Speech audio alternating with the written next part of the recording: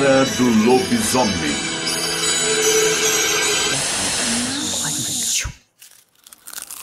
Porque no livro do qual esse filme é baseado... Gente, o que nos faz gostar de adaptações? Contar um pouquinho mais sobre quem a gente é, mas com perguntas inocentes, porém nem tanto. É muito importante que a gente fale sobre coisas que a gente realmente gosta.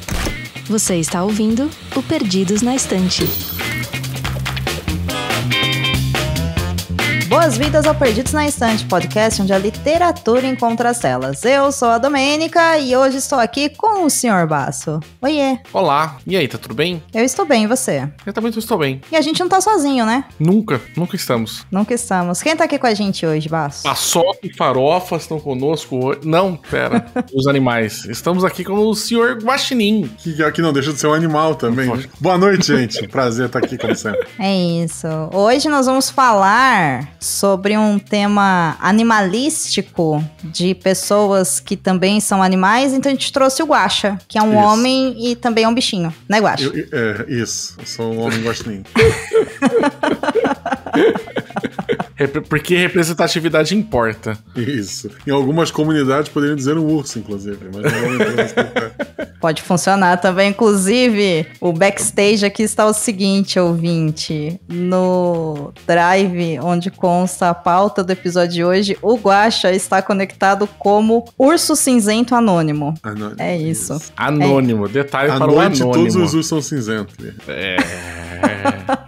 Muito bem, hoje a gente entra em ritmo de terror por causa do Halloween, então vamos explorar uma figura mitológica bastante presente na literatura, em adaptações, HQs, filmes, séries e games, que é o lobisomem. Veja aí se é a noite de lua cheia e pegue a sua faca afiada na cozinha para proteger a sua filha, afinal você tem um episódio prontinho do Perdidos para ouvir a partir de agora, mas antes a gente vai dar uns beijos.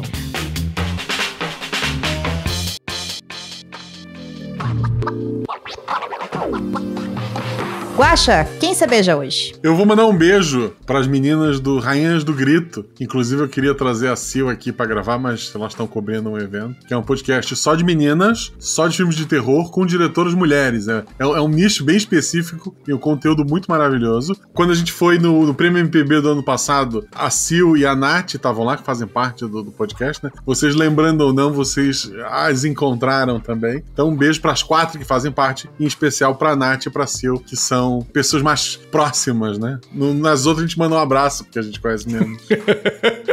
Tem muita intimidade, né? Manda um abraço, né? Eu conheço. Embora abraço seja muito mais íntimo que beijo, viu, gente? Vocês estão meio ultrapassados. Olha a polêmica. Domênica lançou polêmica. E você, Basso, quem que você beija hoje? Vou mandar um beijo para minhas 3 velhinhas, para quem eu narro, Dona Inês, Maria Giovana e Sandra Rosa Madalena, não é? Gravam comigo Abrindo de Bem todas as quintas-feiras. Mandar um beijo pras 3. É o teu grupo de RPG. Eu ia deixar no mistério para o pessoal achar que eu jogava que eu conversava com velhinhas mesmo, mas agora que o Guaxa é um boca de sacola e já falou que é grupo de RPG, é grupo de RPG. Não, porque eu ia perguntar onde você conheceu essas pessoas, só pra não precisar... Porra, eu trabalho no SS, mano, como mais conheço é velho, tá ligado? Tá muito fácil esse lore aí, tá muito tranquilo. Mas é meu jogo de RPG, gente, que tá muito bom, tá muito legal, e aí estamos entrando agora talvez pra reta final, deve faltar só uns 4 meses pra terminar. Olha aí, 1 hora vem, para a tristeza desse grupo. Sejam fortes se vocês estiverem ouvindo esse episódio, sejam fortes. O bom de one shot é que é uma noite só. É né? verdade. Eu não sou um homem de uma noite só, eu acho. Ok. O meu beijo vai ser, enfim, o meu beijo vai ser pro Clécius Alexandre Duran, que também é um cara que nós 3 conhecemos aqui. Ele é um querido, um ser maravilhoso. Ele já foi apoiador aqui do Leitor Cabuloso, do Perdidos na Estante, é um amigo, ele é escritor, gente, ele é um escritor de histórias de lobisomens, então fica aqui uma pré-indicação para vocês conhecerem as obras do Clécio, se ainda não o conhecem, né, as obras no caso, e conhecer também o Clécio, que ele é muito gente boa, e ele também agora é apoiador do Guaxa há um tempinho, então eu fiquei muito feliz quando eu vi ele lá no grupo da taberna, eu falei, pô, o Clécio aqui, cara, que massa. A gente vai trocando os ouvintes, né, assim, fazendo espalhando a palavra, isso é maravilhoso. É maravilhoso. Então, Clécio, um beijo pra você, gosto muito de você, espero que você esteja muito bem. E eu vou aproveitar esse momento do beijo e vou lembrar pra nossa audiência que o Perdidos na Estante tá concorrendo ao Prêmio Melhores Podcasts do Brasil, então vou pedir pra você entrar lá no site prêmiompb.com.br/votar e escolher o nosso podcast na categoria Cultura e Literatura. Lembrando que pra entrar no site você tem que fazer um login com o seu e-mail, colocar alguns dados. Uma vez que você tem um cadastro, se você já votou na primeira fase, esse cadastro já tá pronto, é só você votar novamente, porque aqueles votos que a gente teve, eles não estão mais contando. Cada fase tem os seus próprios votos. E aproveita que você tá lá votando no Perdidos e vota também no RP Guaxa na categoria Ficção e Fantasia, SciCast na categoria Ciências, Missangas na categoria Cultura Pop, Tribo TDAH na categoria Diversidade e Inclusão e Podagô na categoria Humor. Todos esses podcasts maravilhosos que eu sempre recomendo aqui para que vocês também conheçam e ajude a gente a subir naquele palco. O Guaxa já subiu para receber o prêmio no passado, foi super emocionante e espero que ele suba novamente, quem sabe? Todos nós. Todos nós, né, Guaxa? Seria muito incrível e para isso a gente precisa da nossa audiência e também de todo mundo que você conhece. Pede aí pra todo mundo, gente. Envia o link com essa listinha, a listinha tá no post e pede pra galera votar. Os votos vão até dia 2 de novembro de 2025, então não deixa pro último dia, tá bom? Porque vai que o site fica sobrecarregado e cai. Isso. Aí você vai perder o seu voto. É engraçado que a primeira versão do prêmio, a Domênica me convenceu a me inscrever e pra segunda edição eu convenci a Domênica a querer registrar. É verdade, gente. Rolou isso aí. Verdade. O ciclo da vida. O ciclo se fecha, exato. O ciclo sem fim. É isso, é basicamente isso. Ano passado eu convenci o Guaxa me convenceu esse ano, e esse ano eu convenci a Tatá do Tribo TDAH. E assim a gente vai se convencendo. A Tatá precisa convencer alguém. Pra não quebrar a corrente. Pra não quebrar a corrente do bem. Essa corrente do bem tem que continuar. É isso. Procura um podcast de fotografia, a categoria que a gente não tenha, e convence ele. É isso. De finanças. Não. Isso. Relacionamento. Religião. Vou convencê-la. Pode deixar, gente. Deixa comigo. Tem uma missão para 2026, então. Não diga mais nada. Não me diga mais nada, exatamente. Não diga mais nada. Conte comigo. Até lá, bora então falar sobre lobisomens.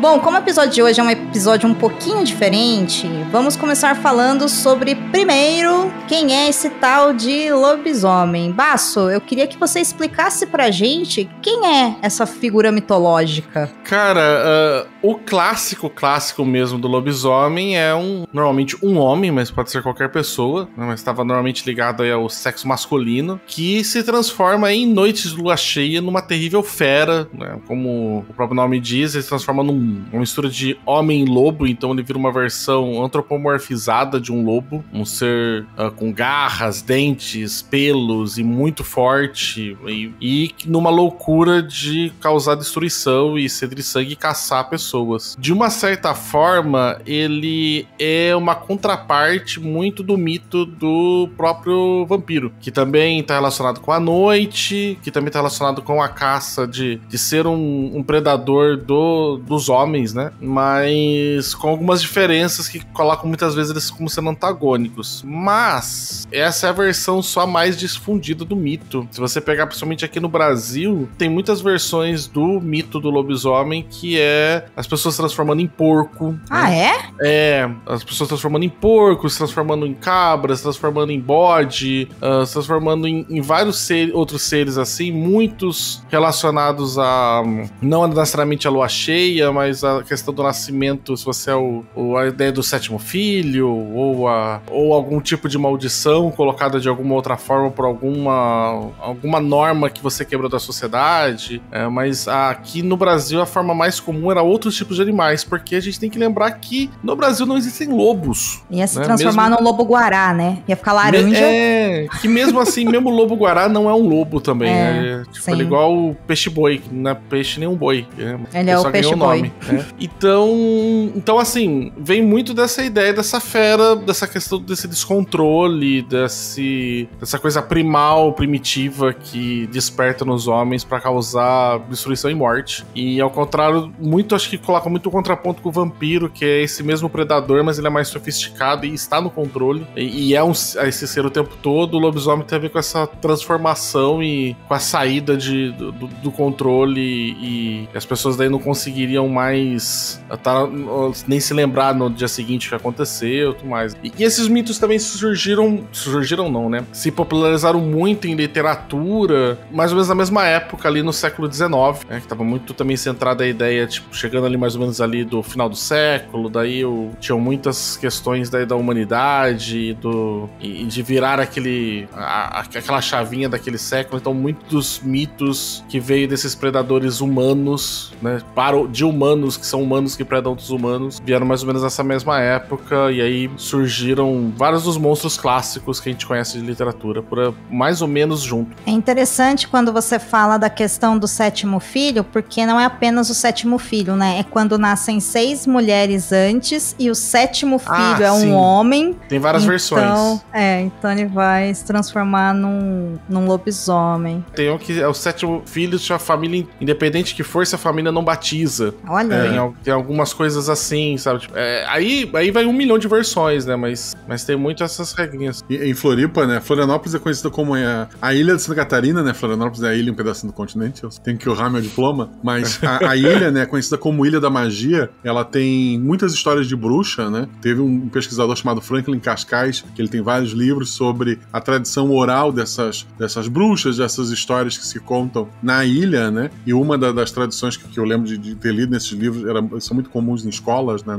Em Floripa, era o lobisomem de Ratones. Ratones é uma região de praia no norte da ilha, em que conta essa história para evitar que o sétimo filho vire lobisomem, ele tem que ser batizado pelo irmão mais velho. Tipo, o primeiro filho que nasceu, ele tem que batizar o sétimo pra ele não virar lobisomem. E muita história que eu ouvia lá era que tem que batizar a criança o mais rápido possível. Foi por isso que eu e a Beta, por exemplo, a gente não é casado nem na igreja, a gente fez questão de batizar a Malu na igreja, e a Malu não fez nem catequese depois, mas o batismo é importante, porque senão o lobisomem leva a criança que não foi batizada, né? E tem isso também, né? O lobisomem, ele ataca qualquer pessoa, né? Isso. Ataca homem, mulher, criança, rouba recém-nascido sem batismo, tem toda essa mística aí, né? Eu tenho uma história com lobisomem, não sei se eu posso... Por favor. Chamamos você aqui pra isso. A minha avó, por parte de pai, ela era benzedeira, dona Nisa.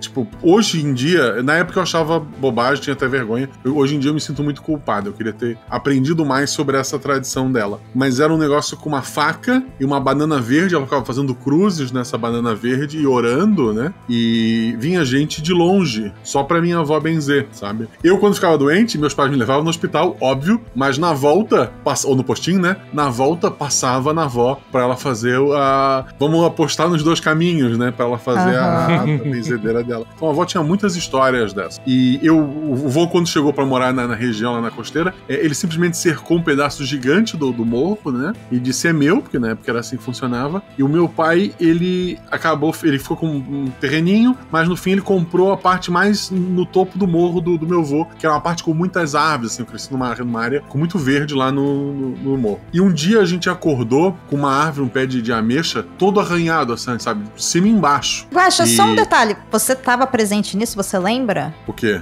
Da árvore arranhada ou te contaram? Então, não, eu vi a árvore. Assim, mais pessoas, hoje eu mais cético, talvez sei lá, um tamanduá, alguma coisa assim. Mas a árvore arranhada eu lembro, assim, claramente, sei lá, eu tinha uns 10 anos, né? Legal, um mini guaxa. Tinha a árvore toda arranhada.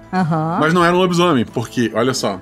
E daí aquilo ficou na minha cabeça. Eu sei que daí a avó morava no pé do morro, né? A gente morava lá em cima. Aí um dia voltando, assim, não sei se da escola e tal, a gente parou na avó. A avó sempre, ela comprava uns biscoitinhos desse em uma bandejinha com biscoitinho caseiro, e condições são mais carentes. Ela dava um biscoitinho pra cada neto que passava, né? Que era neto pra caramba. Eram, sei lá, só naquele morro ali tinha pelo menos uns 8 tios. E daí a gente passou lá e a gente contou a história pra ela. Vó, aquilo era um lobisomem, né? Ela riu assim, deu uma gargalhada, e ela falou que não, que provavelmente era, ela deu até, provavelmente era um próprio tamanduá, porque o último lobisomem daquela região morreu quando ela era criança.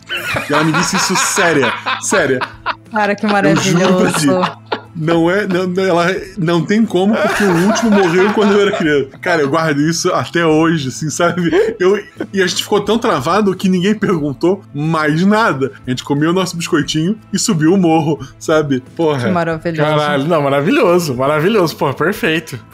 Maravilhoso, cara, maravilhoso. O meu avô, ele também, minha família veio toda de sítio, né? Todo no interior de São Paulo. E o meu avô morava também em sítio, tudo, vinha pra cidade pra vender leite. E ele, cara, ele era muito mentiroso. Sempre foi muito mentiroso. E ele jura de pé junto que ele, com os irmãos dele, né, tinha se engalfiado com um lobisomem numa vez que estava voltando de uma festa à noite, né? Que voltava à noite pro sítio da cidade. E assim, ninguém tinha carro nem nada, você voltava a pé. Então você voltava atravessando aqueles campos só na luz do luar. E falou que era uma noite de lua cheia, até que eles dava pra voltar de boa por conta disso, né, que tava um clarão pra conseguir voltar pra casa andando de madrugada, e eles se engalfinharam com o lobisomem, entendeu? Olha e conseguiram sair com vida, e o cara era 4, mas que, tipo, sabe, tomaram um apavoro e assim, ele morreu jurando de pé junto que tinha sim. Que maravilhoso. Cara, acho incrível, né? Porque essa figura, ela é tão popular que ela tá presente em todos os lugares, principalmente com pessoas mais idosas e com menos grau de escolaridade, né? Que viviam mais afastadas das cidades, né? Eu não tenho nenhuma história, assim, de lobisomem. Eu não me lembro da minha mãe falar de lobisomem. É que a sua família toda era da cidade, né? Então... Não, eles não eram, não. Eu nasci na cidade, o Luciano, que é o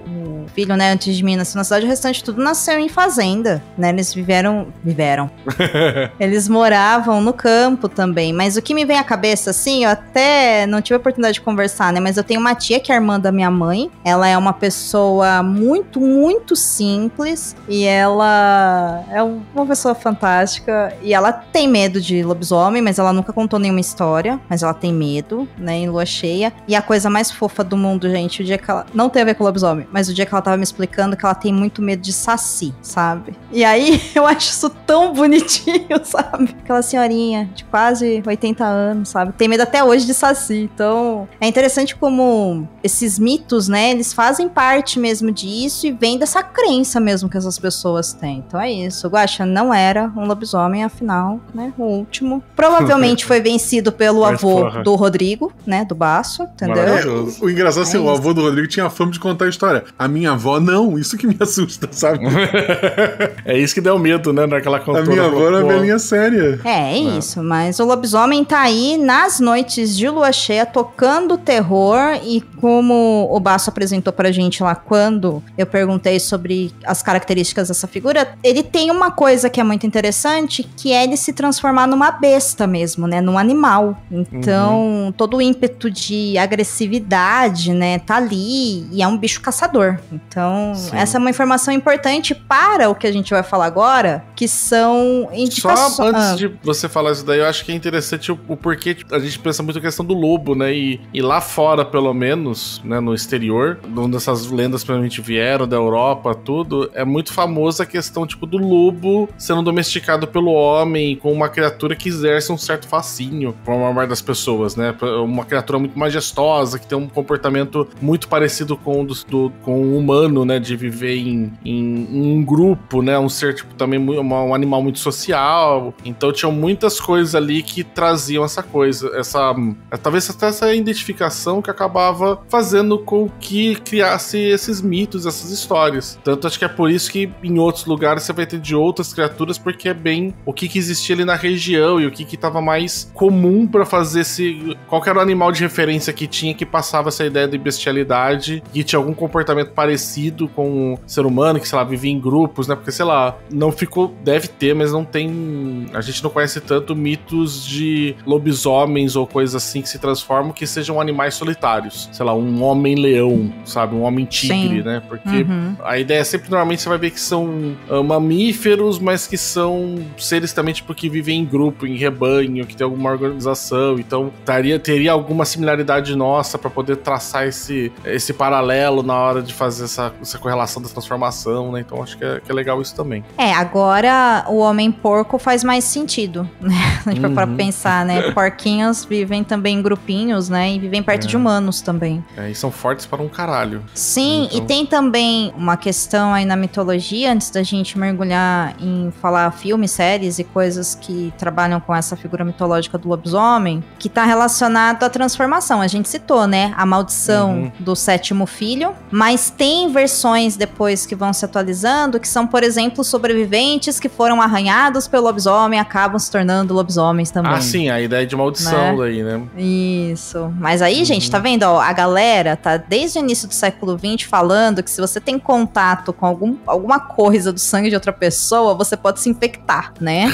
Então, né, fica aí a dica, né? E a ideia também de transformação relacionada à lua, né? Que transforma demais, que vai mudando de fase, né? Então seria um evento, assim, pra marcação de tempo e também que denota a transformação, né? Então tem todos esses paralelismos, assim, que vão sendo feitos, que vai ajudando a criar um mito e reforçando a ideia dele, né? Perfeito. E a grande desculpa pro homem fazer merda, né? Era o meu animal, então não fui eu, foi meu animal interior. Caralho, velho. Tem isso também. Tem isso também, porque é interessante, o Basso ele falou, né, olha, é um lobisomem. Eu nunca vi em nada uma mulher que se transforma em lobisomem. É alguma coisa relacionada ao...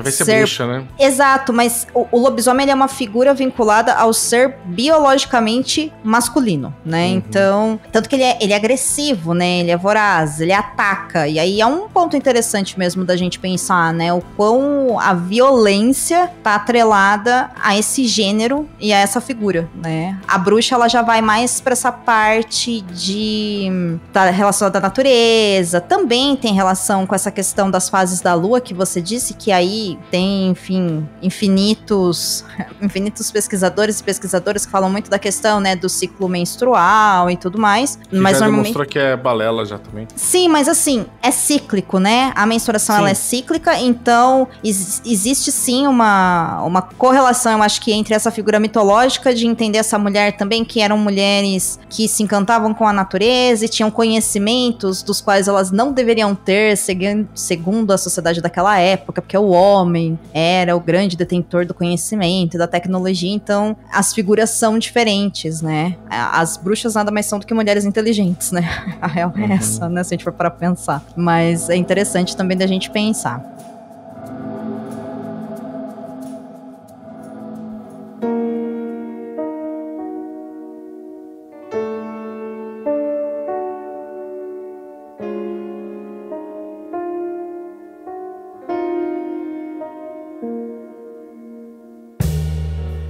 Agora, eu quero mergulhar em livros, filmes, séries e jogos onde o lobisomem aparece. E quais que vocês podem nos indicar? Guaxa, onde você já encontrou seus lobisomens aí, além do morro da sua avó? O morro da costeira do Pio Jubé.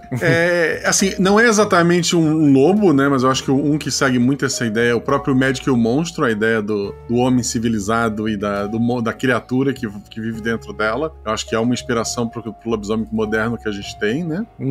Mas o filme mais clássico é o Lobisomem Americano em Londres, se eu não me engano. Era um nome bem bizarro, assim. Maravilhoso, maravilhoso. Um clássico do body horror. Olha Sim, aí, é um filme de 80 e pouco, então todos os efeitos são efeitos práticos, né? Não tem CG, nada. É maquiagem e bonecão, é maravilhoso. Maravilhoso. E olha, eu que sou um cagão pra filme de terror, assisti esse. Mas... E tanto que as pessoas falavam, tudo, falei, meu Deus do céu, preciso dar uma olhada. Mas é uma... Um lobisomem americano em Londres. Londres 81, o filme é mais velho que eu. Olha aí. Olha aí. Um clássico da Sessão da Tarde, que eu nem sei se existe ainda a Sessão da Tarde, enfim. Olha, Eu não sei também. Não contando a existe idade mais, aqui. eu acho. Ah. Acho que não existe. Nossa. Que absurdo. Agora tem Foi duas vale a pena correu. ver de novo, pelo que eu lembro. Meu Deus. Eita, nós. É isso, né? É isso. Acontece, É sobre acontece. isso. É sobre isso e não não sei tá lidar nada com essa bem. informação. E não tem nada bem, exatamente. E você, Basso, além desse filme, tem outros lugares, outros livros, filmes, séries, jogos, gente? Vocês jogam videogame? Vocês nunca jogaram nenhum jogo que tem lobisomem? Jogo de videogame, não. Porque, na verdade, tá muito como um monstro. Mas você sendo um lobisomem mesmo, não. Ele tá muito normalmente como um monstro pra enfrentar. E aí, cara, 1 milhão de jogos de fantasia que você tem que existe essa figura. O Witcher mesmo tem uma... The Witcher, ele tem umas coisas de lobo muito bacana, né? De lobisomem muito bacana no jogo. Mas se falar em jogo, não é jogo de videogame, mas tem o clássico do Werewolf, de RPG, que quem que é RPGista das antigas, assim, sabe que foi um grande fenômeno aqui no Brasil. O Mundo das Trevas, né? O Vampiro à Máscara, e aí tinham a tríade ali que era desses jogos que desafiavam a hegemonia do D&D, que eram o Vampiro à Máscara, Mago Ascensão e Lobisomem... O Despertar? Não. Você lembra, Guaxa, qual que era? Vampiro à Máscara, lobisomem, não lembro. Era Mago Ascensão, acho que o Lobisomem acho que era Despertar, eu acho que era. Que trazia daí você... Que eram jogos que propunham você estar jogando com essas criaturas das trevas. Então, vampiro, né, você fazia parte de um clã de vampiro, lobisomem você fazia um seu próprio lobisomem, e eram os jogos mais, teoricamente, na descrição deles voltados pra narrativa, apesar que não tinham nada nas regras que apoiavam isso. Mas ficou daí muito famoso. Eu não me lembro de conseguir jogar, porque era uma galerinha RPG na década de 90 e 2000, eram grupos muito, muito fechados, era muito difícil você entrar nesses grupinhos, mas eu me lembro de ler, e eram propostas bem legais, assim, e os lobisomens, eles pegavam toda uma ideia de... Enquanto os vampiros eram ligados a uma ideia de aristocracia e nobreza, com príncipes, todos os vampiros eram ligados à questão do meio ambiente, então, na verdade, eles estavam tentando impedir que viesse a grande decadência do caos climático e viesse a ubris, que acabaria com tudo, né? Então, assim, era uma pegada meio que ambiental também que tinha. E eu achava que era bem legal, porque tinha várias opções de vários clãs, com vários poderzinhos e várias coisinhas assim, né? Olha Mas aí. é engraçado você falar que um escrito em literatura, em coisa, é pouco utilizado, né? Eu consigo me lembrar muito mais de filme, lembro uma caralhada de filmes que tem lobisomem. Jogo eu consigo lembrar. O Bloodborne tem, tu não joga com, né? Tu joga com. Tu mata lobisomem. Bloodborne, sim. Que é o jogo favorito do Caio, né? O Caio, inclusive, casou com a roupa inspirada neste jogo, o gótico europeu. Um beijo pro Caio. Um jogo muito bacana, que é do mesmo pessoal da Telltale, que fez aqueles Walking Dead, que é de, tipo, point and click, não sei se vocês chegaram a jogar. Cheguei a jogar. Tem o Wolf Among Us, que é baseado nos quadrinhos Fábulas da DC, em que você joga com ninguém mais, ninguém menos que o Lobo Mau, que é um lobisomem nesse jogo, né? Porque ele tá no mundo... A ideia é que as fábulas estão escondidas no mundo real, e daí o Lobo Mau, ele é um detetive, né? Ele é um homem detetive, mas a grande sacada, acho que no final do primeiro capítulo, é quando ele finalmente transforma num lobo, né? Ele é quase um lobisomem ali. Olha aí, o RPG que vocês estavam tentando lembrar o nome, se eu não errei aqui a pesquisa, é Lobisomem ou Apocalipse. O Apocalipse, é verdade. Ideia Esse mesmo. A ideia era evitar esse apocalipse dos lobisomens seriam ligados à natureza, enquanto os vampiros seriam antinaturais, né? O lobisomem proteger. Quer dizer, os lobisomens dos jogadores, né? Tentariam proteger a natureza. Que é um contraponto que sempre fazem, né, entre lobisomens e... Vampiros. E vampiros, né? Acho que falar de filmes, né? Acho que a Domênica vai trazer um filme aí que... Crepúsculo! Beijo, Thiago. Tô brincando. Que tem o lobisomem depilado, né? Maravilhoso. Lá tem lobisomem e tem vampiro, gente. Eles fazem contraponto pra saber quem que vai ficar com a menina. Beijo, Ti. Saudades. Não faz o menor sentido. Não critique o gosto dos outros. isso. Mas sim, tem isso. Nossa, você estava falando tanto, eu lembrei. Não teve jeito. O Underworld, né? Sim, Anjos da Noite, cara. Anjos da Noite também tem, né? Vampiros e lobisomens. Inclusive, no Despertar, a Selene tem uma filha que é metade vampiro e metade lobisomem, né? Assim, uma que questão. É uma abominação. Exato. E, gente, Anjos da Noite eu acho um filme divertidíssimo. Eu assisti quando saiu o primeiro e até hoje eu lembro, assim, perfeitamente da Kate Beckinsale, linda, maravilhosa, deusa, naquela roupa dela preta caindo e o jeito que ela baixa, assim, e levanta. Até hoje, assim, aquela cena está... É o precursor de Super Hero Landing. Não tenho ideia do que seja isso. O que é isso? Eu entendi. Aquela pose dos super-heróis que eles caem, tipo, ajoelhando e normalmente daí com a mão no chão, que virou famoso de... O pessoal falou que era o Super Hero Landing, né? Que é o pouso do super-herói. Ela faz algo parecido com isso, mas de maneira muito mais classuda. Nossa, maravilhosa, assim. Quem não assistiu Anjos da Noite, coloca aí o primeiro, nem que for só pra assistir essa cena, que é uma cena muito, muito boa. Muito boa mesmo. Anjos da Noite é muito bom. E Anjos da Noite também criou toda uma mitologia depois dos vampiros e lobisomens inimigos, então tem... Quer dizer, criou não, né? Popularizou muito essa parte do mito. É muito bacana. Sim, verdade. Pensando em livros, vou reindicar aqui, né, os 2 livros do Clécius. Eles se chamam Crônicas da Lua Cheia, são 2 volumes. O primeiro se chama A Maldição do Lobisomem e o segundo se chama A Ascensão do Alfa. São 2 livros muito legais, que se passam aqui no Brasil, então é sempre muito bom a gente ler essas figuras dentro da nossa terra, né? São obras de realismo fantástico, acho que a gente pode chamar assim, com uma pegada de terror bem interessante. E o Clécius, ele toca muito na figura do lobisomem como sendo o protagonista dessas histórias, o que é um ponto muito diferente do que a gente encontra normalmente dentro da literatura, né? Então, eu acho que vale a pena ler e você provavelmente vai ficar com dó de tudo que o lobisomem passa durante a transformação, gente. Eu queria abraçar ele, assim, sabe? Parece um processo de muita, muita dor. Hoje, pela manhã, antes da gente gravar, eu tirei um livro da estante, que estava lá, perdido na estante, que é o livro... Ela falou o nome, gente. Olha que lindo, gente. Ai, que lindo, gente. Contrata ela.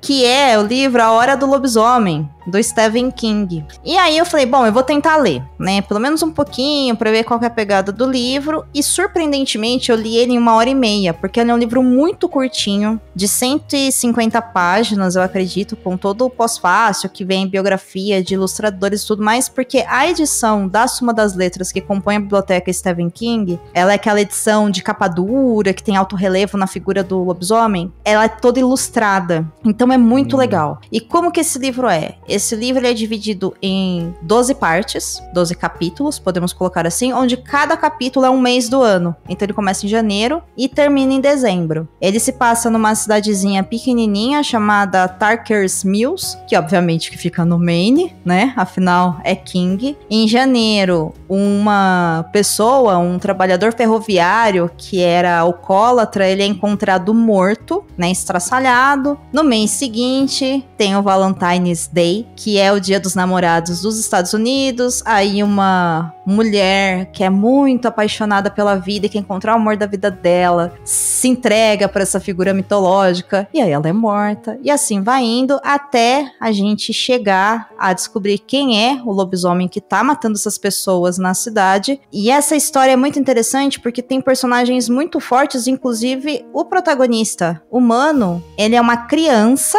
o que não é surpreendente porque o King trabalha bastante com crianças, né, em suas obras. Ele não tem superpoder, tá? Ele não seria um iluminado. Ele só é uma criança muito inteligente, completamente apaixonado pelo dia 4 de julho, e ele é uma criança com deficiência. Ele é cadeirante. Então eu achei isso um toque muito legal, sabe? É ele que vai descobrir quem é o lobisomem, é ele que vai fazer o embate final do lobisomem. Então, assim, é um livro curtíssimo. Os capítulos são muito, muito curtos. Alguns capítulos têm só 3 páginas, né? E tem metade metade da página que é a ilustração, e ela é uma edição muito bonita, gente. Vale muito a pena pegar A Hora do Lobisomem pra quem não leu. Vale a pena ler, mesmo porque é um King diferente do King que normalmente a gente encontra. E aí, pesquisando também, eu descobri que existe um filme de adaptação desse livro. Eu acho que o filme é de 85, que aqui saiu como A Hora do Lobisomem, então tá lá escrito, né, destacado o nome do King, porque o roteiro é dele, a direção é do Daniel Attias. Ele é um filme de 1h30, daqueles bem cafona, porque é década de 80, então tem cabeças voando, sabe? Aquelas coisas bem esdrúxulas, né, pra hoje em dia. Uhum. Que ele é bastante fiel, é um filme bem bacaninho, assim. Eu acho que é um filme honesto, que poderia ser o episódio de hoje, a gente poderia estar falando dele, mas a gente vai falar de um outro no próximo bloco. Mas é uma dica Inclusive,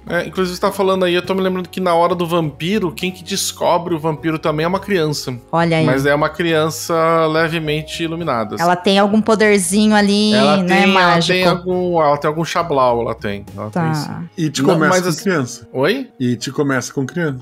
Então, o King é doido pra essas causas, assim, sabe? Tipo, de fazer coisa com criança, assim, tá? Ter alguma percepção, ter alguma coisa assim, mas acho que bem, não sei. É o rolê dele. É o rolê dele. Né? As crianças do King normalmente são muito fortes, né? Elas são vítimas, mas elas são fortes, o que é bastante interessante. Mas esse livro é bem gostosinho, assim, sabe? Eu achei bem gostoso de ler. Foi muito simples de ler. Eu li ele literalmente 1h30, gente, porque ele é curtinho. Eu fui vendo o que eu vi, eu falei, acabei. O último capítulo, que é o de dezembro, ele é um pouquinho maior, sabe? Mas ele passa ali por tudo, né? Inclusive tem personagens que o lobisomem pega que você fica feliz, né? Porque o personagem o King deixa bem claro isso, assim, sabe? Ele apresenta o personagem, você fala, nossa, quero muito que esse personagem seja morto. A hora que ele é morto, você fala, obrigada, King, sabe? Então, assim, ele não é muito de esconder as coisas da intenção dele. A única coisa sobre o filme, se alguém for procurar, porque ele é um pouco difícil de ser encontrado, o título original é Silver Bullet, que seria bala prateada, a tradução, Bala né? de prata. Bala de prata, obrigada. Então, ele é A Hora do Lobisomem. Fica aí uma dica de livro e de adaptação também, pra quem gosta aqui das adaptações. Por isso que tá ouvindo O Perdido na Estante. E óbvio, né, gente, um outro detalhe, um outro motivo pra você ler esse livro é que ele foi traduzido pela Regiane Wiernarsky. Então, olha, mais um motivo. Bonitinha. Um outro que eu lembro muito também que tem a ideia de vampiros e lobisomens contra e que eu gosto muito. Trecheira, tá? Eu não sei como é que não tem um perdido sobre ele. Qual? Que é Van Helsing. Van Helsing, cara. Van Helsing é um episódio que a gente tem que fazer. Van Helsing, que tem Cat Beckinsale, mas ela não é uma vampira. Verdade. Mas poderia ser. Poderia ser. Se ela quisesse. Uhum. O Drácula, pelo menos, tava louquinho pra transformar ela. Todos nós. Você tem o Hugh Jackman como o Van Helsing, só que um Van Helsing, assim, saído do Bloodborne, saído de um jogo de videogame total, assim, é maravilhoso. Saído de Wolverine, né? Poxa, ele tá... Eu não sei, ele foi depois de Wolverine? Ele já era Wolverine no... Foi depois de Wolverine. Foi depois do X1. Uhum. Olha aí. Ele tava no auge. Ele tava no auge mesmo, rapaz. Ele tava forte, né? E assim, todo mundo com roupas vitorianas. Ele tem uma besta que dispara 150 flechas por minuto. Cara, é uma delícia esse filme. Nada faz sentido. Ele é um terrir. Foi lá que eu aprendi, inclusive, aqui ó, um fun fact sobre um outro episódio que a gente gravou, eu com a Amanda, esse eu sei que o Guaxa ouviu, que foi sobre o filme e o conto O Macaco do King. Isso. Lá eu uso o termo terrir, né, que seria essa mistura do terror com rir. Esse termo, eu não sei se ele é um termo levado a sério, tá? Eu aprendi esse termo. Eu duvido. Chama terrir, eu duvido que ele é levado a sério. Eu não sei. Eu vi esse termo quando eu tava no ensino médio e eu tinha assistido Van Helsing, e eu li numa revista um crítico de cinema classificando o filme do Van Helsing como um terrir. E lá ele explicava o porquê, né? Porque a ideia do Van Helsing seria um terror, porque ele tem cenas de violência e tal, mas ele é muito engraçado, ele tem um humor muito próprio dele, né? Então, me pegou, sabe? O terrir. Então, eu uso essa classificação até hoje. Isso foi, gente, semana passada. Acabei de sair do ensino médio também, tá? Então... Verdade. Todos foi nós. ontem. Exato. Todos nós. Eu saí de uma escola que tem ensino médio, inclusive, agora, antes de gravar. Então, o Guaxa ainda saiu faz o quê? 3 horas, entendeu? Então, não sei porque é isso. Mas é uma boa indicação, Rova. Inclusive, fica aqui quem sabe pro ano que vem no Halloween a gente faz, então, sobre o Van Helsing, porque dá pra falar sobre várias figuras, né? Cara, eu acho que tinha que ter um sobre Van Helsing, tinha que ter um sobre, que é outro também que tem lobisomem, que eu acho muito engraçado, que é meio que o Goonies dos monstros, que eu acho que em português veio como Deu a Louca nos Monstros, e em inglês tá como Monster Squad. Squad. Que é Que é um basicamente nome bem bosta, né? Deu a louca nos monstros. Pô, Deu a Louca nos Monstros é um nome eu adoro Deu a Louca nos Monstros, acho um nome Não, ótimo. porra. Muito melhor do que Monster Squad. É um filme pra ser levado a sério? Esse filme é o Goonies, mais de coisa. São crianças enfrentando o lobisomem, o vampiro, uma múmia, o Frankenstein, sabe? Todos os Tá. clássicos da Universal. Exatamente. Todos os clássicos serem enfrentados A produtora de filmes, não a igreja. É. É melhor Fica deixar a cargo de cada claro. um. Vamos, sei lá. Mas, cara, é maravilhoso porque eu gosto muito desse filme, passava muito na sessão da tarde. Esse filme é maravilhoso. Cara, eles têm um momento que assim, pô, deve ter outros jeitos de matar o lobisomem, que o jeito clássico é prata. Não, É. Tem um menino que quer entrar no clubinho deles de monstros e daí pergunta como é que mata um lobisomem. Aí o guri fala assim, enfia uma bala de dinamite na calça dele e joga ele, sei lá, de tantos andares. E daí ele é reprovado. E durante o filme essa teoria é testada, é maravilhoso. Ai, Aí ele gente. fala assim, pô, mas cara, como assim? Como que um lobisomem não vai morrer se ele for explodido por uma dinamite? Não tem como ele sobreviver a isso. E aí eles explodem o coisa de dinamite. É maravilhoso, maravilhoso. 10 de 10, completamente. Qualquer pessoa que não gosta desse filme é nazista, entendeu? Tipo, eu não quero nem saber. Maravilhoso. Tá, eu não assisti. Vou procurar então pra assistir. Adorei.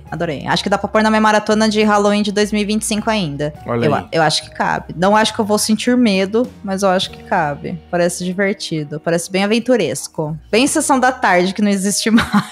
Sim. Não sei o que fazer com essa informação. Muito bom.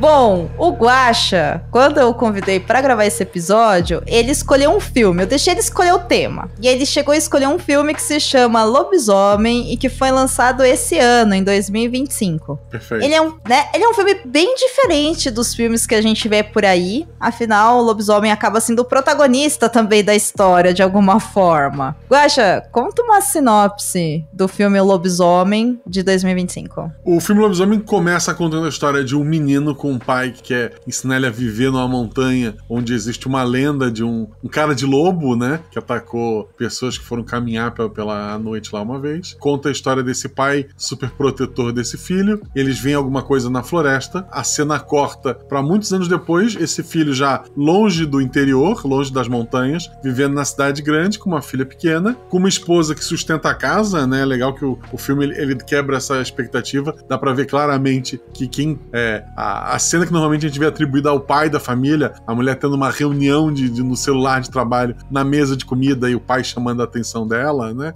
A filha muito apegada ao pai, né? Normalmente é o contrário ali. Quando recebe-se a notícia que o pai deste homem foi declarado morto, que já estava sumido há muito tempo, e eles têm a brilhante ideia de vamos voltar pro fim do mundo, visitar a cabana onde eu cresci, onde não tem nem luz elétrica, para pegar as coisas do meu pai, e isso vai unir esta família. Coisas acontecem. É isso. A sinopse é basicamente essa. Esse é um filme que, em alguma das sessões que eu fui assistir no cinema esse ano, eu vi o trailer. E o trailer basicamente conta a história toda. Assim, não tem nada de segredo, porque...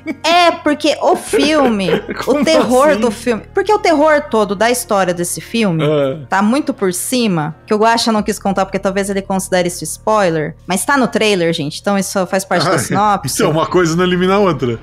Mas é isso. Estou dando aqui o aviso de spoiler, ouvinte. Ouça por sua conta e risco. Mas está no trailer. Se você assistir ao trailer, você terá essa informação. O terror acontece por quê? Porque esse homem está nessa cabana com a esposa e a filha e ele tá se transformando num lobisomem. Ele foi arranhado, Então, assim, isso tá no trailer. Então você entende que é um filme de terror psicológico onde essas duas figuras femininas vão ter que sobreviver com a pessoa que elas amam se transformando nesse monstro, que eles não sabem o que é. Tem esse detalhe, né? Assim, não é dito a palavra lobisomem em nenhum momento da história do filme, mas ele está sendo transformado. Então, assim, ele vai atacá-las? Não vai. Essa que é o grande mistério, né? Que o trailer se apresenta, né? Se você estivesse preso com a sua família em uma cabana no fim do mundo, onde nem energia elétrica tem, durante uma noite, e um deles estivesse transformando numa aberração, o que você faria para sobreviver? Falando dessa maneira maneira, parece muito mais ação do que o filme de verdade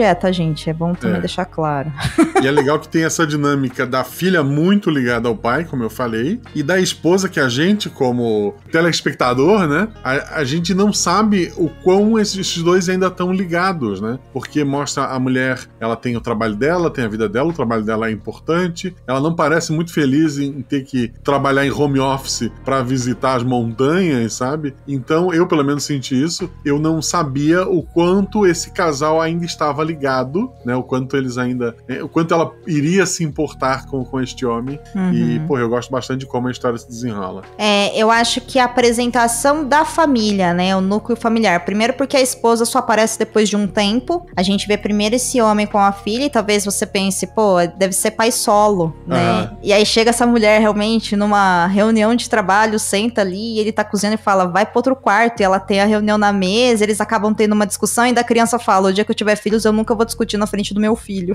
Isso. E é legal, assim, o cara, ele não tá desempregado. Ele está entre empregos e ele é um escritor que não está escrevendo no momento. Mas ele não é um desempregado. Ele não é um desempregado, ele está between jobs e cuidando da filha. Ele fala esse termo, between jobs, eu acho muito chique. Ele tá fazendo almoço, foi ele tá passeando com a menina, né, na primeira cena do filme. Ele é o que normalmente, né, a gente atribui à mãe, enquanto o pai estaria... Na maioria das histórias do próprio King, né, o pai é o cara que trabalha igual um maluco e enche a cara no final do dia, né? Ele não, ele é um pai que...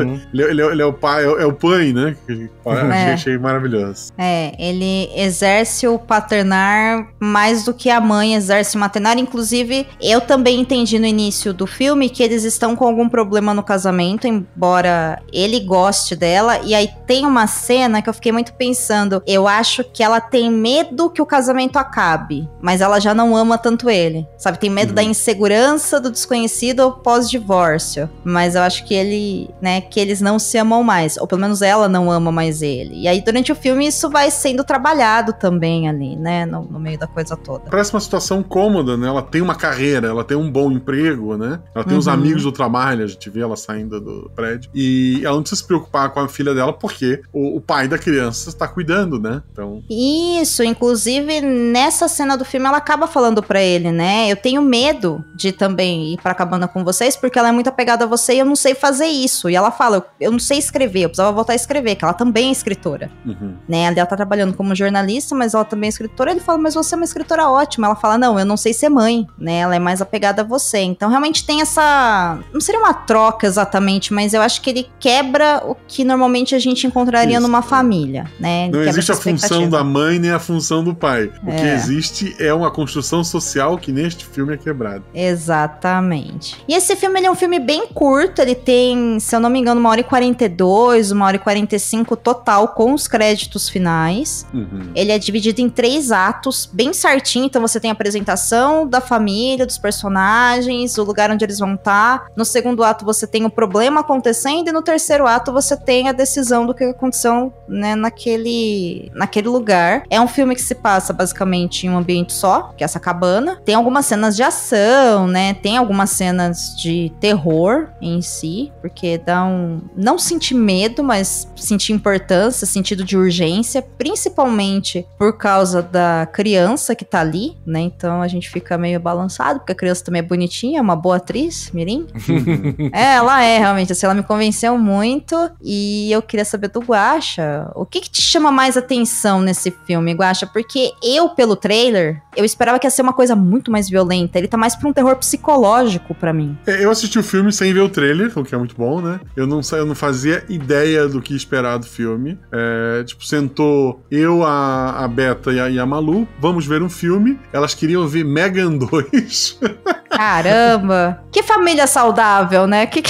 Eu não assisti nem o Mega 1 ainda, a Malu já tá querendo assistir o 2. Ok. Só que o Mega 1, além de eu ter ouvido que ele é muito, muito ruim, que eles tentam transformar a Mega no super-herói no segundo filme, fiquei um spoiler. Chuck. Tinha que pagar. Tipo, pô, eu já pago a Prime, e daí eu tinha que pagar dentro da Prime pra ver o filme. Aí eu disse, não, vamos ver outra coisa, né? Tem um monte de opções que eu não vou ter que pagar pra ver um filme ruim. E daí uma das sugestões era esse lobisomem. E daí a gente viu, né? A gente deixa a Malu ver ver filmes de terror, ela gosta bastante, mas, assim, cenas mais adultas, né? Tirando desmembramento e sei lá, decapitação. Eu vi que era um filme família, né? Uma família, querendo ou não. Achei interessante que é uma mãe, um pai e uma filha, né? Que era basicamente as pessoas que estariam no sofá assistindo. Então eu disse, vamos ver. E a gente foi lá, deu play. E, porra, foi um filme que eu gostei bastante. E a Malu gostou? Ela é adolescente, né? Ela não gosta de nada.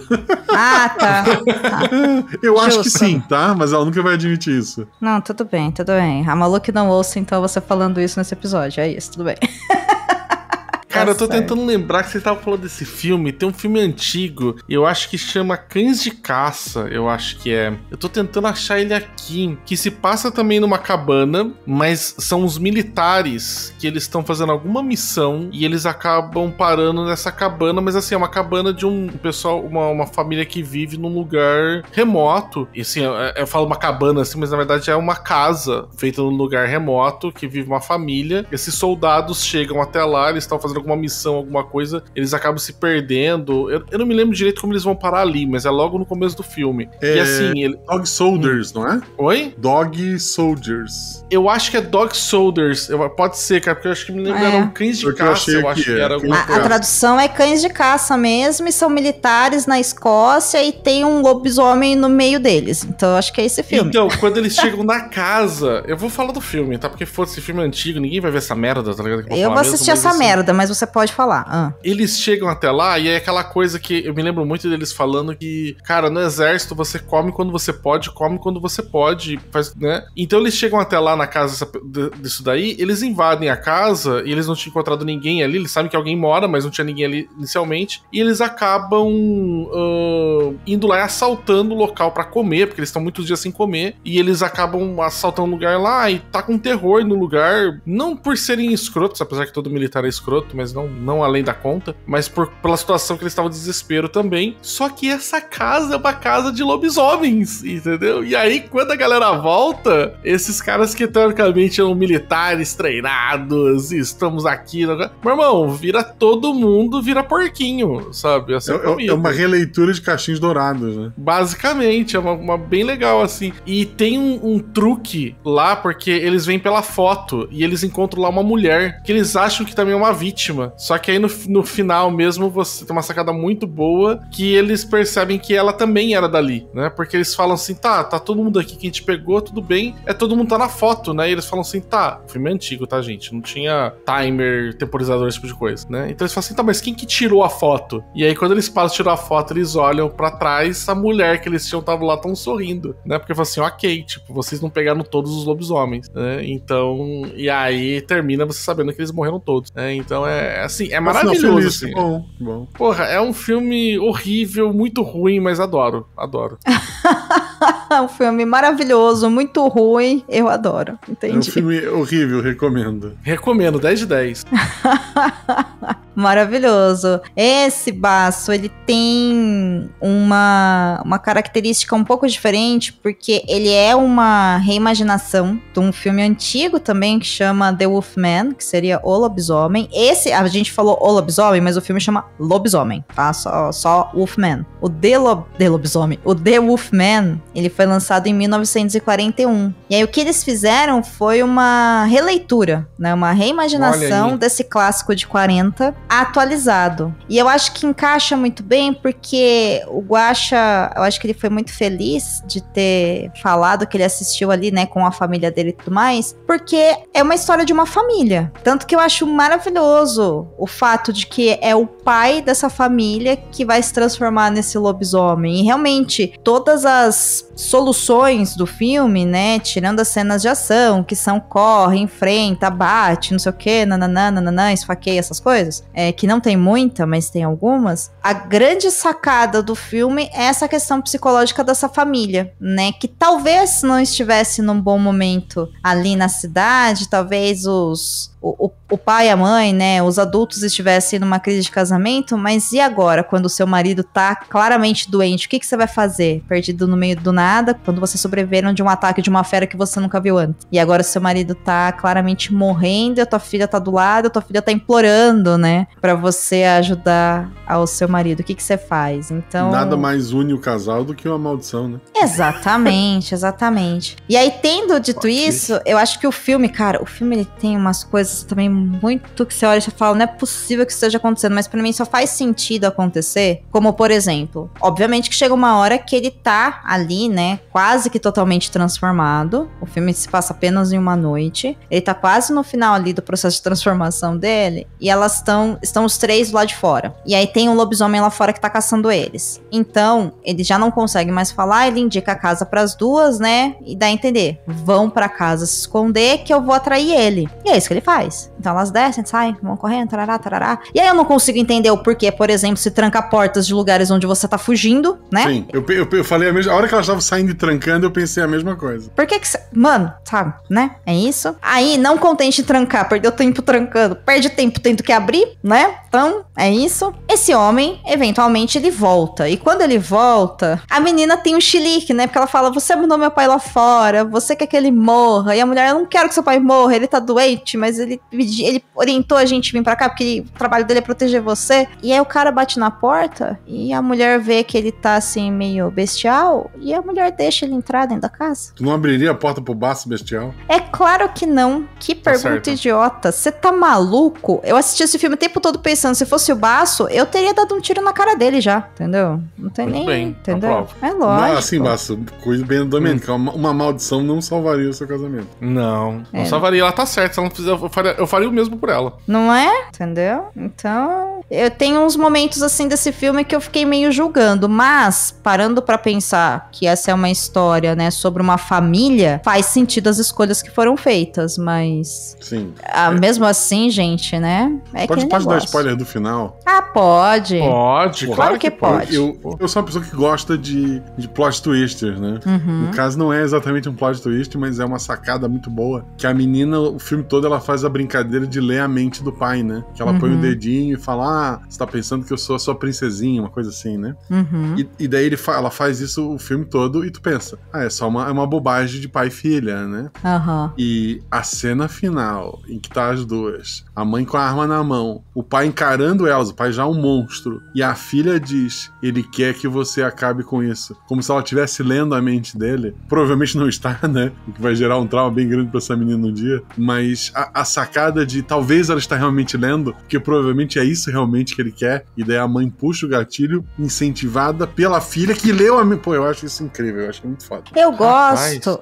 Sério mesmo? Sim, mas é porque na cena isso pode ser entendido dessa forma, né? Você pode, por essa brisa que o Guaxa foi de, será que ela tá vendo isso? Pra mim, tá? Como ficou muito claro que era uma brincadeira entre eles e tal, o que me tocou muito é que ela ali olhou e falou, é o que o meu pai gostaria porque ele sabe que o trabalho dele é me proteger, porque ele passa o filme todo fazendo essa brincadeira com ela e falando, olha, o meu trabalho é te proteger e o seu trabalho é ler a minha mente. E aí quando ela coloca, né, a mão na cabeça dele, ele sempre pergunta pra ela, o que eu tô pensando? E a frase que ele fala, que eu gosto de falar da princesinha acho que eu amo muito minha menininha, que ele fala, né? E aí ele fala, nossa, você realmente é a melhor pessoa do mundo, assim, você realmente lê minha mente. Então, eu acho que cabe ali uma possível leitura de que essa criança finalmente entendeu que o pai dela, ela vê o pai dela ali, mas vê também que ele nunca mais vai voltar a ser o que ele era, entendeu? No meu coração ela leu essa mente. Claro, porque é uma questão de interpretação da arte, mas o Guaxa, ele é um romântico, né, gente? Ele é o último dos românticos. O último dos românticos. Meu maior erro é amar demais. Exatamente. Eu já sou uma pessoa que se o Baço batesse a minha porta, eu ia dar o tiro na cara dele, entendeu? Mesmo se o Farofa e Paçoca sem falasse maldição, não. né? Não, calma. Não precisa nem de maldição. Não, também não é assim, gente. Só se você fosse um lobisomem.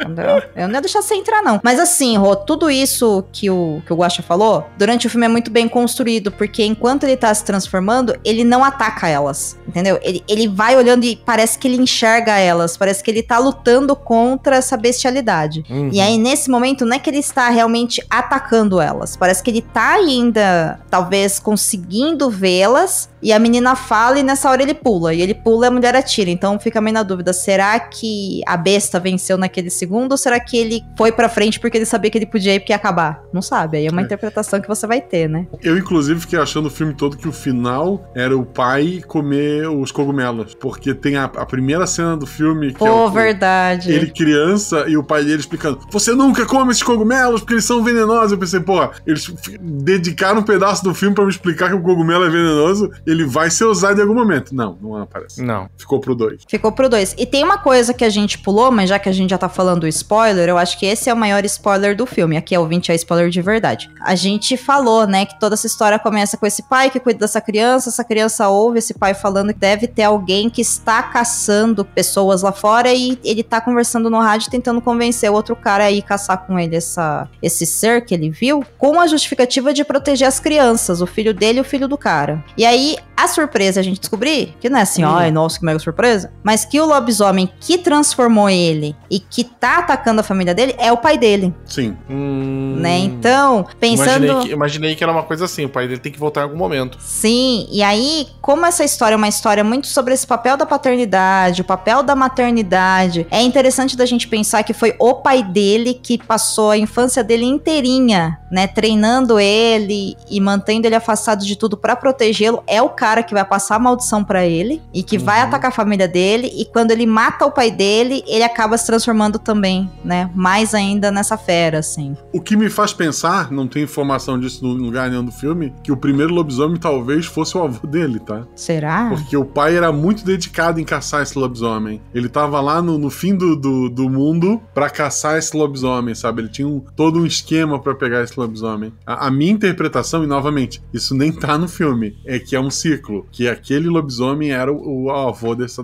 guria. E esse filme, ele tem uma coisa bem interessante, que é a figura dessa mulher forte, né? Que a gente vê ela primeiro falando que, olha, eu não quero ir pra lá porque eu não vou conseguir me relacionar com a nossa filha, porque eu não sei ser mãe. E ela se transforma realmente, assim, na mulher que vai tentar ajudar o marido, na mãe que vai proteger a filha. E uma coisa muito legal desse filme é que ela não sabe correr. Cara, como ela corre mal.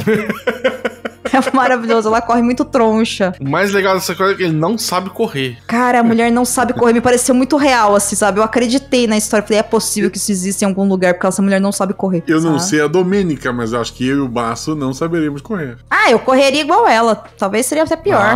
Não sei, cara, tão pela sua vida, talvez eu acho que daria um jeito.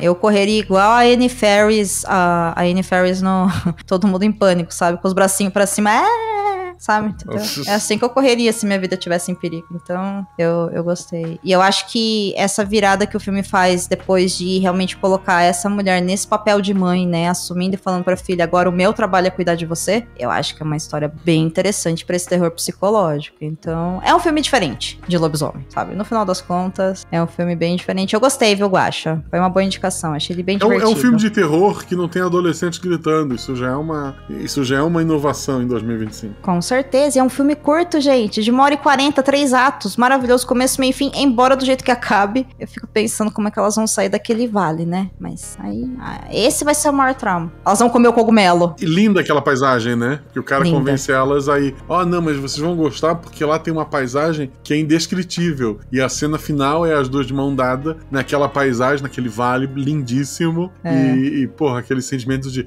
perdemos o papai, mas valeu a pena. Ok.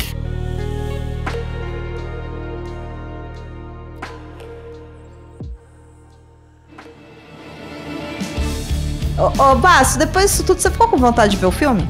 Bicho, super. Acho absurdo o Basso estar aqui sem ter visto o filme. Ele não viu o filme, ele não viu. Mas eu vim aqui só pra fechar a cota, pra ter uma terceira pessoa, porque faltou da última, então... Olha que absurdo. É isso que tem pra hoje, gente. Ele não vinha, ele soube que eu vinha, daí ele decidiu vir. Eu sei que... Exatamente, foi isso que aconteceu. Foi isso que aconteceu. Foi isso que aconteceu. Gente, adorei esse episódio, foi muito divertido. Foi divertido relembrar de filmes clássicos de lobisomem, porque eu acho que é uma figura mitológica mitológica que é difícil de você lembrar de imediato. Ela não é tão comum. Eu acho que ela não é tão pop quanto vampiros, por exemplo. Sabe? Eu precisei pensar um pouquinho pra dar as minhas dicas. Diga aí. Sabe onde tem lobisomas, mulheres? 3, inclusive. Vai, Guaxa. Frango, ó, é ele que tá fazendo, não tem nada a ver com isso. Vai, Guaxa. Também não tem nada a ver com isso, viu, Frango? Foi proibido, né? Não, o Basso foi proibido. Não, eu fui. O Basso foi proibido. Você não. Vai lá, Guaxa. Por isso que a gente tá deixando você fazer. Tem um episódio do RP Guaxa, que inclusive tem a voz da Domênica, se eu não me engano, chamado As Lobas da Lua Vermelha, RP Guaxa 187. São 3 adolescentes, aqui sou eu pagando minha própria língua, né? Lobisomens, né? Lobis. É uma tribo onde é uma matilha onde só as mulheres se transformam em lobos, né? E eu acho que ficou bem bacana, vocês deviam... Como é que chama a figura mitológica feminina? Lobiswoman, né? Isso. Acho que faltou uma vontade aí de chamar, sei lá, loba mulher, né? Sei lá, alguma coisa assim, né? Faltou um esforço aí, né? No original, a tribo seria Lobas da Lua Vermelha.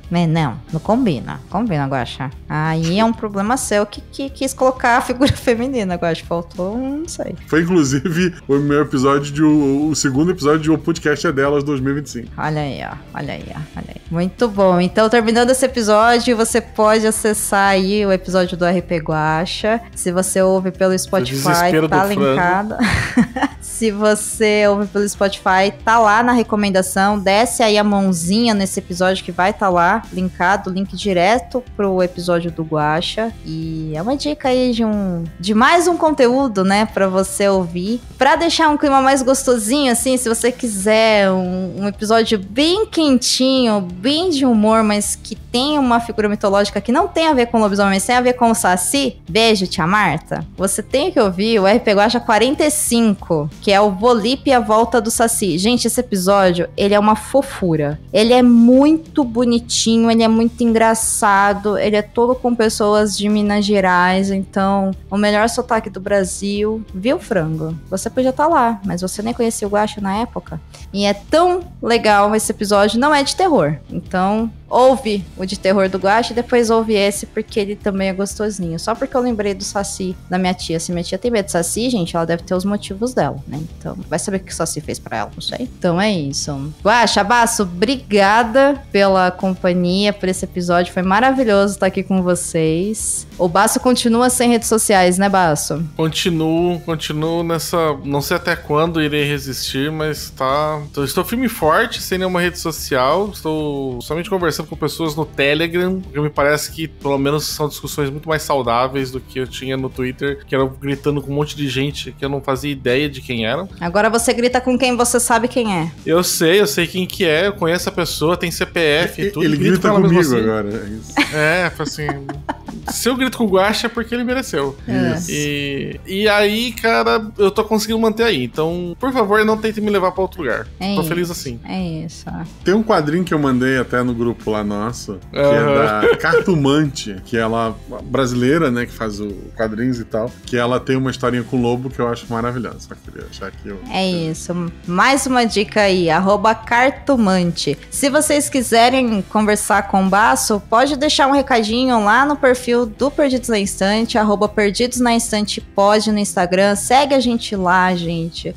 Curte os posts. O Léo faz cortes dos episódios, dá um trabalhão fazer esses cortes, revisar, legendar. Pô, dá uma moral lá pro trabalho do Léo, compartilha com seus amigos, dá uma moralzinha pro Perdidos na Instante lá. E no Blue Sky é @Perdidos na Estante. Guaxa, além do RP Guaxa, onde as pessoas te encontram? Eu faço parte, né, do SciCast, que é a divulgação científica, do Missangas, que é um podcast de humor e entrevistas, e além do RP Guaxa, né, e vocês podem me encontrar tanto no Blue Sky quanto no Instagram como Marcelo Guaxinim. No Instagram eu nem entro, assim, eu peço muito desculpa, porque o Instagram é rede social de gente muito bonita. Eu sou uma voz, eu sou engraçado. Então eu tô no Blue Sky. O Basso não é nem bonito nem engraçado. Como diriam os nossos amigos, né, tipo do RuPaul's Drag Race. A beautiful face for the radio. É É isso.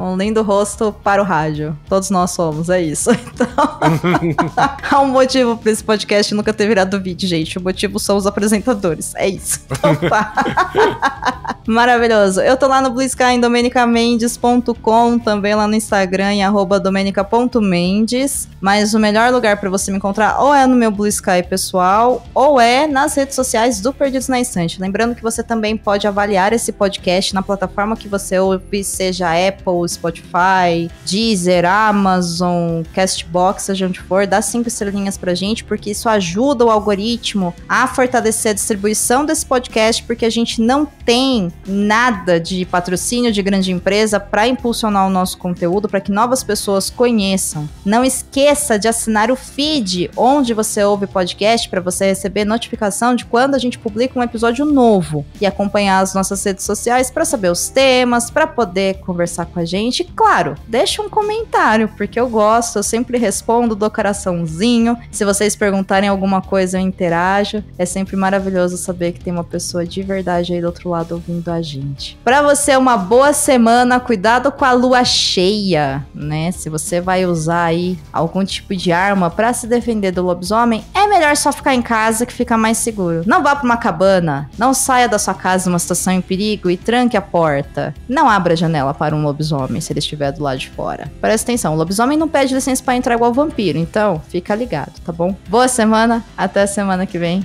a gente se ouve por aí. Beijo. Quer falar tchau, Rô? Tchau. Rô.